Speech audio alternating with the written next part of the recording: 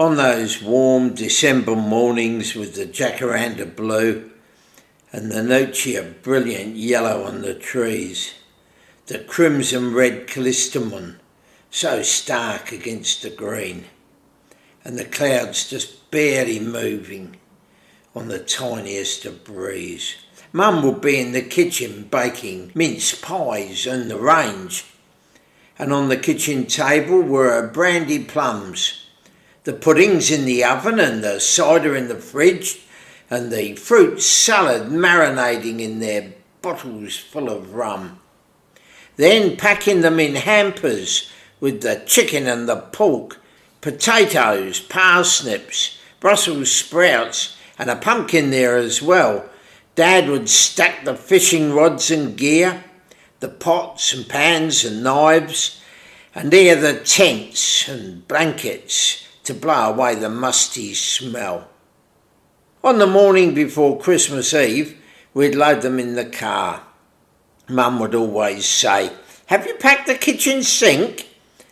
Dad would say, "Don't forget your bathers, Gray, and suntan cream as well." And we'd drop into the World Hotel to get ice to chill our drink. And we'd set out along the highway and turn at the roundabout, and at Baker's Junction take the right-hand fork. And when we got to Many Peaks, we'd get onto the gravel. It was dusty, so you closed your mouth and didn't dare to talk.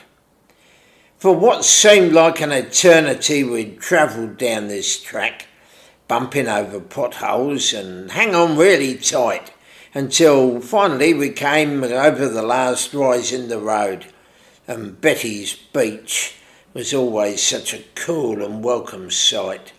So we'd scramble off the ute and unpack all our stuff. I'd help Dad. We'd erect the tents and light the fire to brew the tea. And Mum would unpack all the food and cook a bit of lunch. And then she'd make us wait an hour before she'd let us go into the sea. Over 9 long, glorious days we'd camp at Betty's Beach, over Christmas and New Year's Eve. The weather bright and clear, with the Abbotts and the Ferrells and about 24 kids, and we'd all agree that was the best time of the year.